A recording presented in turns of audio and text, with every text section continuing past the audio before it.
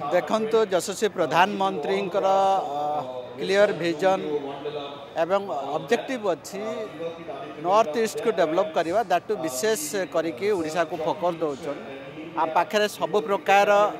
work force अच्छी man power अच्छी feasibility अच्छी जल जंगल जमी सब अच्छी तो बड़ प्लाटफर्म अच्छे निश्चित भाव में ओडिशा डेवलप करने से चाहते यशस्वी प्रधानमंत्री माननीय मुख्यमंत्री से आपंकर इतिहास 77 वर्ष भितर ये जो आमर उत्कर्ष ओडिशा मेक इन ओडिशा विकसित ओडिशा विकसित भारत जो ऑब्जेक्टिव अच्छी वर्तमान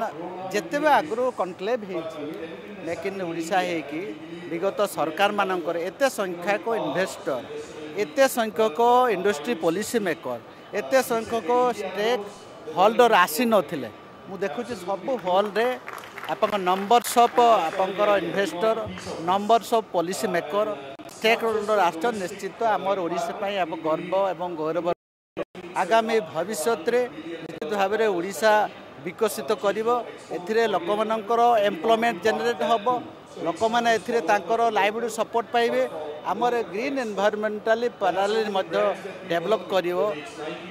सर्कुलर ऑफ मनी भी हम विभिन्न प्रकार आमर जीडीपी ग्रोथ हम यही सब नहीं मोटामोटी भाव में निश्चित भाव में ओडिशा भल आगामी भविष्य में